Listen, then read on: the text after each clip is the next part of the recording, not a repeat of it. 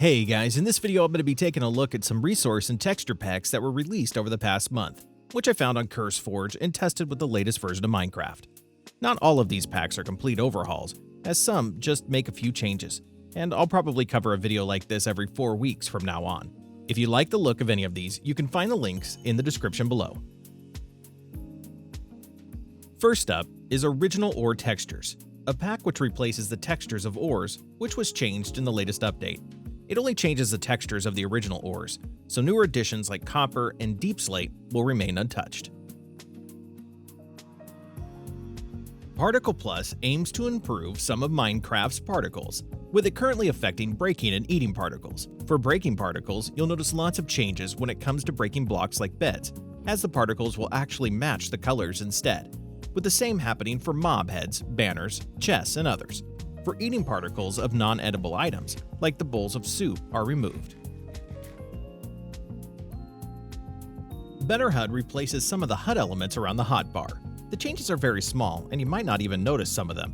Icons like your hearts, hunger, and armor have been slightly revamped to look more modern and clean, without strain from the vanilla style. The improved Default Textures pack makes all sorts of changes, like to different styles of bricks, which should look more random and have more variation, whereas blocks like smooth stone, glass, and iron blocks have had their borders removed, which makes them connect together nicely.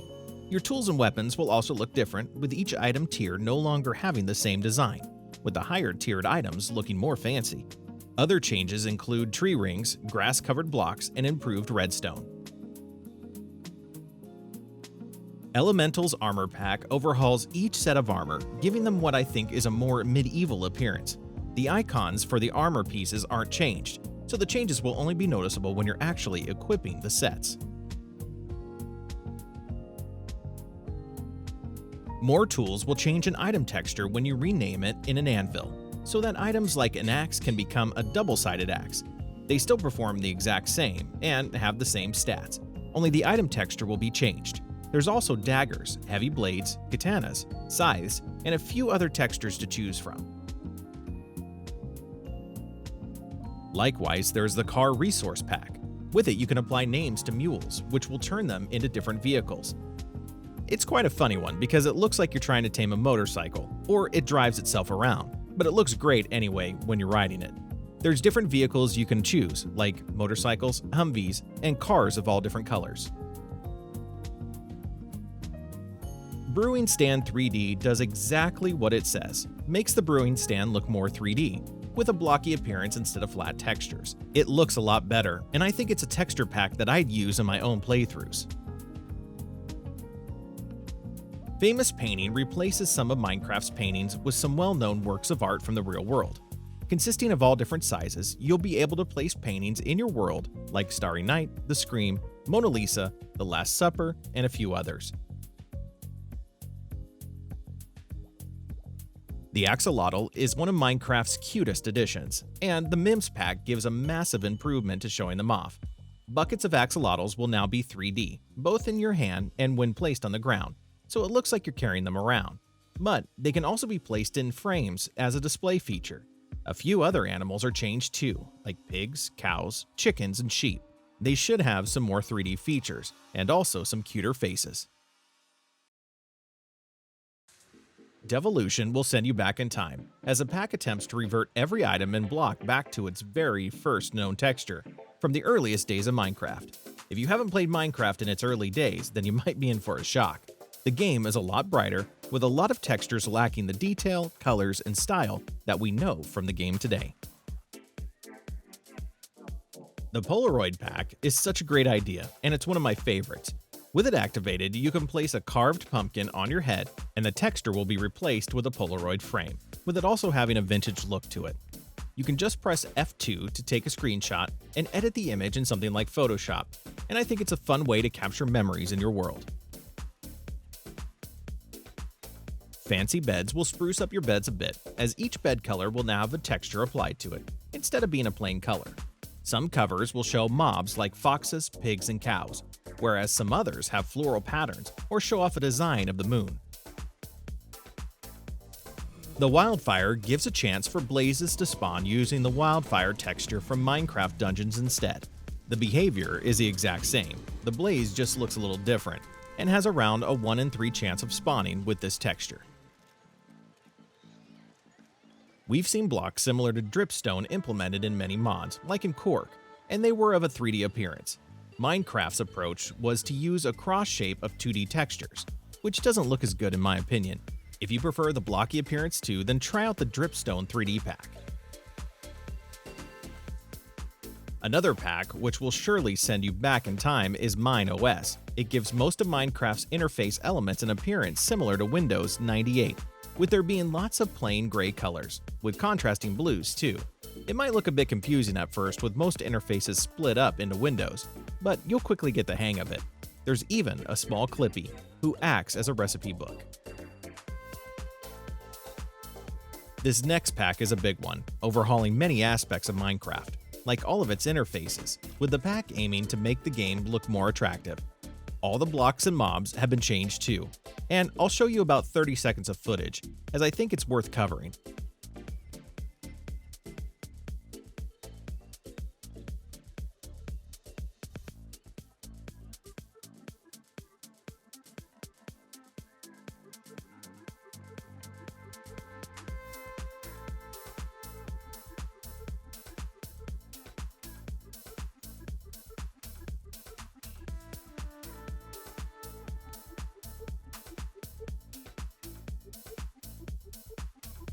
By holding a flower pot in your offhand slot, you can see a catalog showing all the new plants that can be created depending on the flowers you place inside. By holding an iron nugget, you can see another catalog which shows all the custom items available, which can be created by renaming a slime block.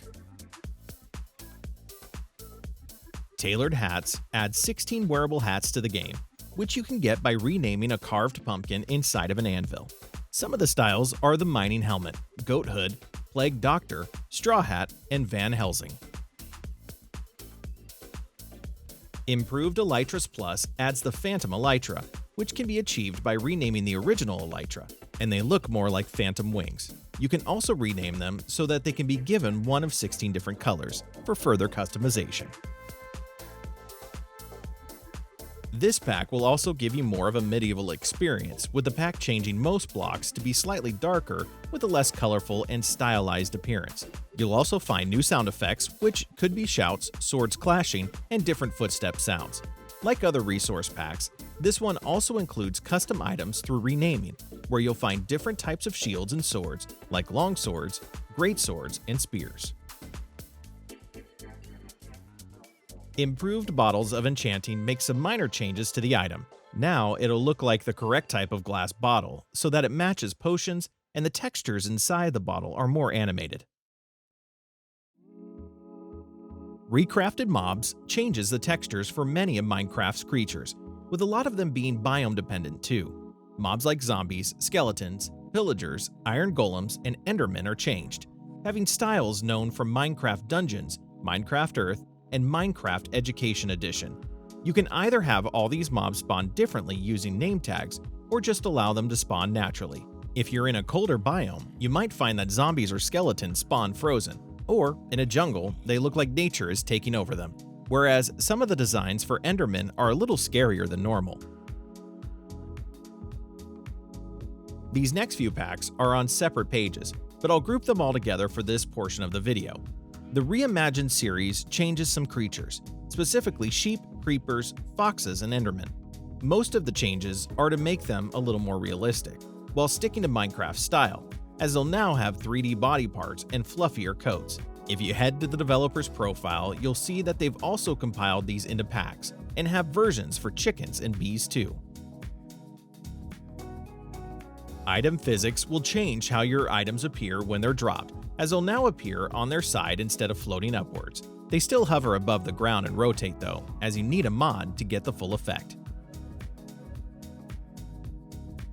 Better Pets is another texture pack that affects some animals, giving them some 3D features while also changing the textures a little. I think the biggest change is on the face, as the eyes are made a lot smaller, and are consistent throughout all the creatures. You'll be able to notice some differences between pigs, cats, wolves, cows, llamas, and foxes.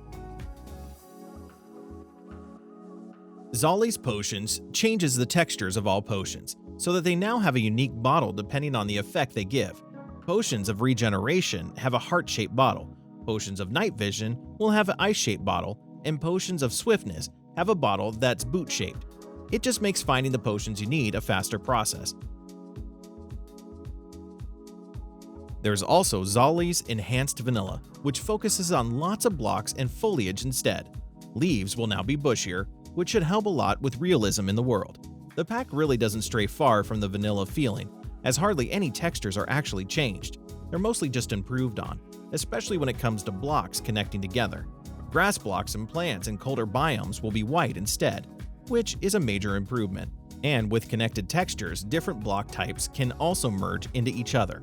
Blocks like barrels and bookcases can be renamed through different wood types, and some plants are now 3D too.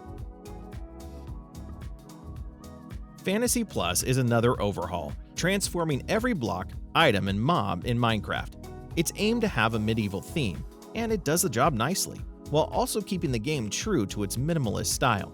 Some of the world's locations look great with Fantasy Plus, and I could see it being a great choice for some mod packs. It also doesn't require Optifine. That concludes this Resource Pack video. There's lots to choose from, whether you want one big pack or multiple smaller packs compiled together. I'll cover another video like this in the future, and just a heads up that I won't be covering Patreon packs right now.